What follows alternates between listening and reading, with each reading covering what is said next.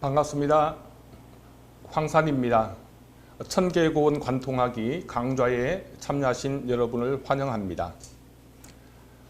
이 강좌가 여러분의 사유에 도움이 되고 또 덜레즈 공부에 큰 유익이 되길 바랍니다. 저는 인문학 연구자이고 또 여러 인문학 공동체에서 강의를 하며 그리고 또 시민사회 활동을 하고 있습니다. 우리가 함께 공부하는 이 천계고원 덜레즈의 작품으로 알려져 있습니다. 이 덜레즈는 현대 프랑스 철학자로서 앞으로의 시대는 덜레즈의 시대가 될 것이다 라고 평가받는 현대의 사유, 모더니즘 사유에 큰 영향을 미친 사상가이죠. 천계고원 1장 서론의 제목이 리좀인데 리좀은 식물학에서 사용한 개념이에요. 이 리좀이란 단어는 천계고원 또 덜레즈의 사유를 이해하는 핵심 키워드입니다. 서론은 이렇게 시작합니다. 책에는 두 가지가 있다고. 수목형 책이 있고 리좀형 책이 있습니다. 뿌리책이라고 하는 이 수목형 책은 나무 구조로 이루어져 있어요. 그리고 이와 대조적으로 리좀책은 리좀형으로 뿌리 연결형 구조, 구근식물과 같은 그런 방식으로 쓰여진 책을 이야기합니다. 그런데 단지 책 스타일의 두 종류만을 이야기하는 것이 아니에요. 사유의 두 유형을 말하는 것입니다. 또 삶의 스타일의 두 방식을 이야기하는 것입니다. 그러니까 우리가 사유하고 말하고 살아가는 방식이 수목형으로도 진행될 수 있고 또 리좀식으로도 펼쳐질 수 있는 것입니다. 이 천계고원은 안티오이디푸스에 이어지는 자본주의와 분열증이라는 제목의 1권, 2권, 2권에 해당됩니다. 가탈이라는 철학자, 정신분석가와 함께 공저한 책입니다. 천계고원 제1장 리좀에 대해서 함께 공부하겠습니다. 먼저 뿌리책에 대해서 살펴보겠습니다. 14쪽에 보면 책의 첫 번째 유형은 뿌리책이다. 나무는 세 개의 이미지이다. 또 뿌리 역시 세 개의 나무의 이미지다. 이것은 유기적이고 의미를 생산하고 또 주체의 산물인 아름다운 내부성으로서의 고전적인 책이다. 가장 클래시컬하다는 거죠. 고전적이고 그만큼 우리에게 익숙하고 그리고 또 아주 널리 확장되어 있는 책의 스타일이에요. 그런데 15쪽에 가면 이 뿌리책 유형이야말로 가장 반성적이고 최고로 늙어 빠져서 더없이 피곤한 사유라고 이야기하고 있습니다. 그리고 이 뿌리책 구조, 수목형 사유책에는 결코 다양체를 이해한 적이 없었다고 이야기합니다. 이게 무슨 말입니까? 이 덜레즈의 이 1장 서론에서 이 다양체와 통일체라는 개념이 등장하는데 다양체와 통일체는 천계고원 전체에서 계속 중요한 어떤 기둥이 돼요. 여러분, 우리는 통일이라는 말 좋아하잖아요. 유기적이고 유기체라는 말 좋아하잖아요. 그런데 리좀식 사유의 관점에서 보면 이 통일체야말로 모든 사물을 획일화시키고 구조화시키고 그리고 임의적으로 자의적으로 조직화하는 비판적인 어떤 관점에서 평가할 수밖에 없는 체계예요. 그 대안으로 덜레즈와 가타리는 다양체를 이야기합니다. 그러니까 리좀식 방식, 리좀식 책, 리좀식 사유는 다양체를 추구하고 다양체를 만들어가요. 이와 대조적으로 수목식 사유는 통일체를 만들려고 한다는 거죠. 여러분, 우리가 숲에서 많은 나무들을 보고 공원과 또 정원에서 나무들을 늘 접하지 않습니까? 이 나무들은 중심 가지가 있어요. 그리고 또 격가지가 있어요. 또 잔가지가 있고 잎사귀가 있어요. 그러니까 수목형 사고를 이해하려면 우리가 아는 나무를 그냥 생각하면 돼요. 뿌리에서 출발합니다. 하나의 중심 기둥이 있고요. 또 다양한 가지가 뻗어나가서 가지에 가지, 그리고 그 격가지의 말단에 잎사귀들이 붙어 있고 때로는 꽃과 열매를 맺습니다. 뿌리를 가장 중요시해요. 중심 기둥이 나무를 지탱합니다. 그러니까 이 수목형에서는 잔가지 몇 개가 없어져도 괜찮고요. 또 잎사귀 몇 개가 사라져도 상관하지 않습니다. 왜냐하면 뿌리가 남아 있으니까. 중심 기둥이 있으니까요. 이 문학적인 메타포로서 내 뿌리는 어떤 이미지를 자아냅니까? 철학적으로는 뿌리는 근원을 의미하고 의미를 뜻하고 절대적 존재, 신, 본질 이런 걸 이야기합니다. 그러니까 우리가 익숙한 사유와 우리가 또 익숙한 모든 학문도 그렇고요. 전통 철학은 나무 철학이에요. 체계의 철학이라고 합니다. 그러니까 모든 존재와 우주의 근원과 본질을 다 규명하려고 해요. 여러분, 수목적 사고를 하는 대표적인 사상이 플라톤의 사상이라고 할 수 있습니다. 그리고 대부분의 종교가 수목적인 구조의 체계를 지니고 있어요. 그리고 이 수목형 스타일이 가장 체계화된 구조가 바로 국가입니다. 국가에 이념이 있고요. 영토가 있습니다. 또 국가를 구성하는 국민들이 있고 그 모든 것을 조직화하는 체계들이 있습니다. 그리고 수목형 체계로 이루어진 것이 우리들이 경험하고 있는 대부분의 조직들이고 또 역사 속에 수많은 제국들이 다 그랬습니다. 그러니까 수목형 사유는 뿌리와 중심줄기와 가지들과 잎사귀로 구조화된 질서입니다. 대부분의 사상과 책들과 또 철학과 조직과 종교와 또 가족 제도, 국가가 바로 이런 것으로 구성되어 있다는 것입니다.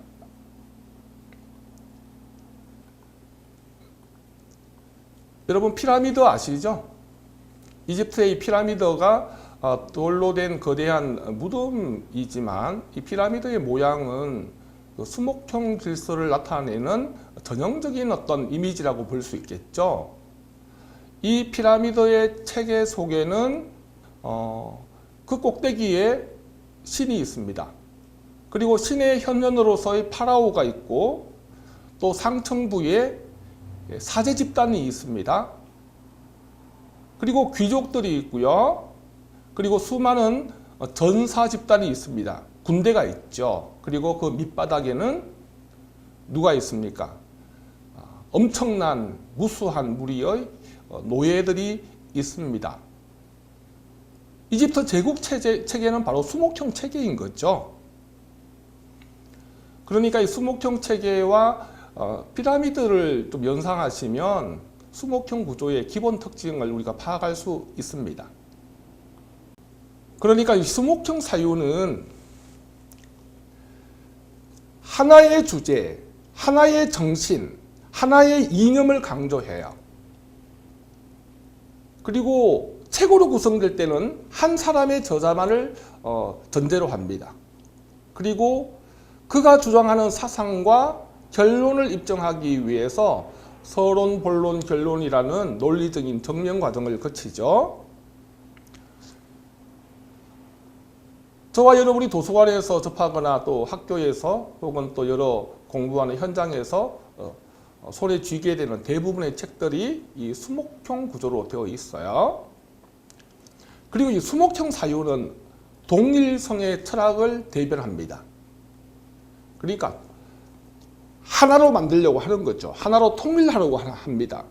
하나의 주제를 가지고 논지를 분명히 하여 하나의 책을 구성하거나 하나의 콘셉트를 잡아서 그 콘셉트를 중심으로 어떤 이미지와 내용을 또 종합하려고 하죠.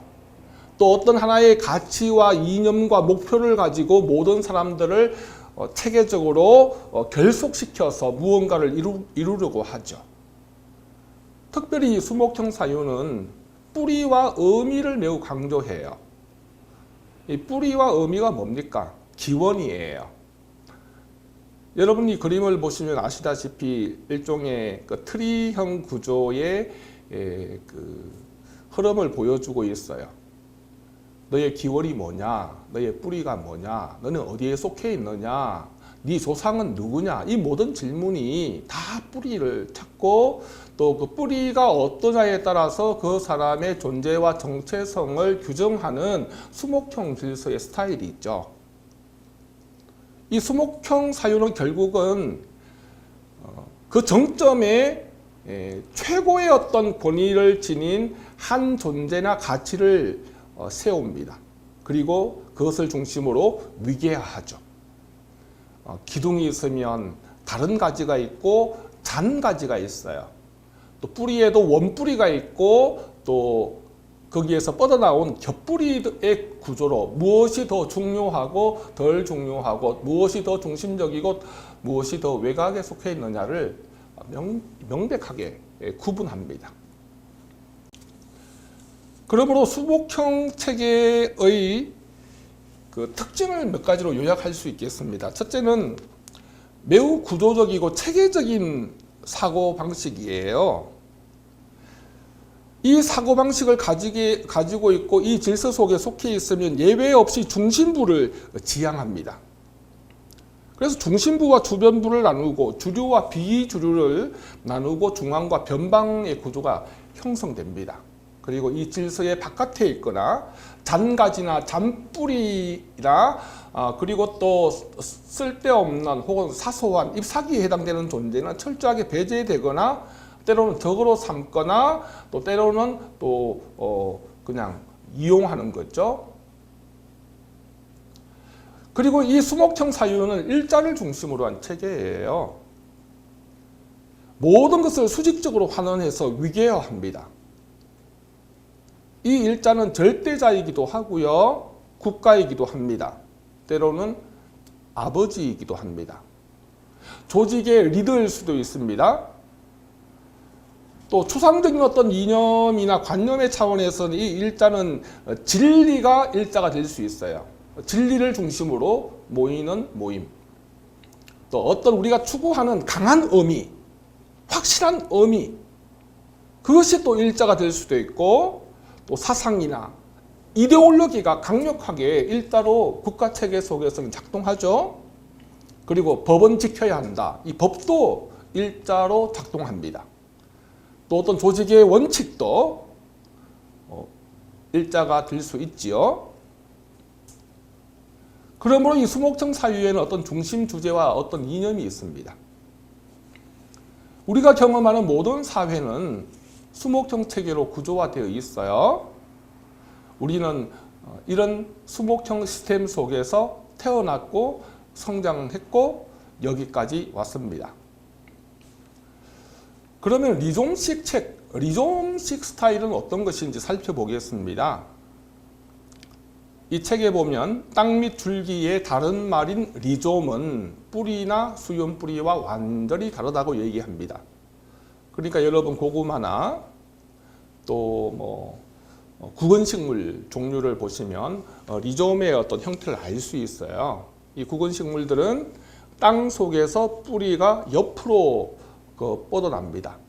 그리고 물론 위로 작은 가지를 내어서 잎사귀를 통해서 광합성 타격을 하기도 하지만 기본적인 연결 형태가 뿌리와 기둥과 가지 잎사귀 구조로 되어 있는 게 아니에요. 나무와 전혀 다른 구조입니다. 수평적으로 옆으로 펼쳐져요.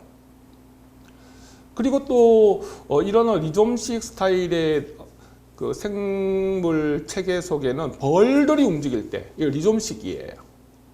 메뚜기들도 마찬가지고 개미도 마찬가지입니다. 또 펼쳐진 초원의 어떤 잡초들도 리좀식 형태로 펼쳐져 있죠. 뿌리나 수연 뿌리를 갖고 있는 식물들도 어떤 각도에서 보면 리좀처럼 보일 수 있다. 즉 식물학이 특성상 완전히 리좀 형태로 되어 있다는 것을 아는 것이 중요하다.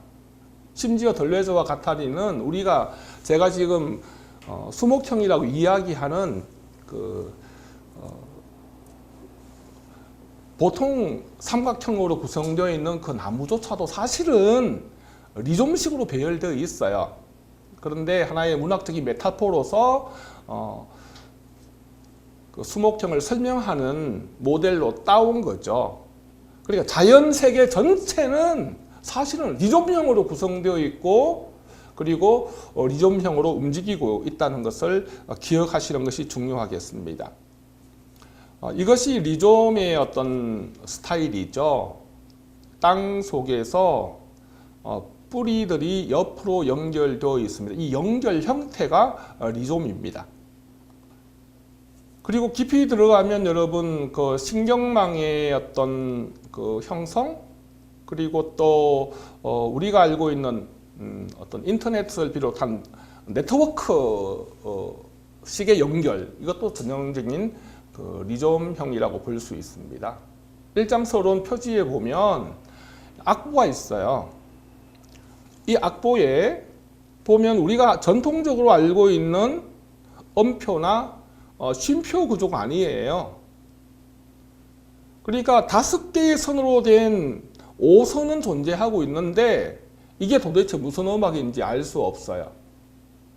그런데 이렇게 자유롭게 연결되는 방식의 음악 스타일, 이 리좀형이라고 분류할 수 있겠습니다. 그리고 총생뿌리 유형이 있다고 얘기해요. 총생뿌리 유형은 어떤 덩어리 져 있으면서 뿌리들의 군집을 이루고 있는 형태잖아요. 근데 사실 그 하나의 중심 가지가 있어요. 리좀 뿌리만을 보면 리좀형 형태로 보이기도 하지만 사실은 이제 수목형이라고 분류합니다. 그래서 1장에서는 결국은 3종류의 책을 얘기하고 있어요. 수목형 세계로 만들어진 책, 첫 번째입니다. 두 번째, 겹뿌리 내지 총생뿌리 스타일의 책입니다. 이것은 뭐 어떤 저자의 저작집, 뭐 사르트르 전집, 니체 전집, 혹은 뭐 플라톤, 아리스토텔레스 전집이라는 어떤 이 저작선들을 이 유형으로 볼 수 있어요. 다양한 뿌리들이 있어요. 그런데 이 뿌리는 이 저자라는 어떤 중심성을 중심으로 연결되어 있다는 면에서 리좀식 책과는 또 다른 것으로 봅니다. 세 번째 리좀식 책이 있습니다. 이것은 하나의 저자, 하나의 사상, 하나의 주제를 거부하고 제거하고 다양한 뿌리들의 연결망으로서 단어와 단어, 개념과 개념, 어휘와 어휘가 연결되면서 펼쳐지는 어떤 흐름으로 구성되어 있는 책, 작품을 이야기하는 거죠. 이 리좀식 책은 사실은 그 문학이나 어떤 예술적인 스타일과 매우 밀접한 차원이 있습니다.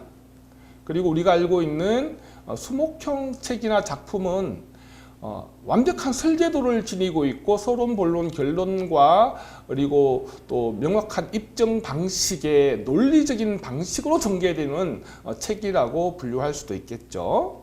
이 양자의 차이를 이해하시면 좋겠습니다.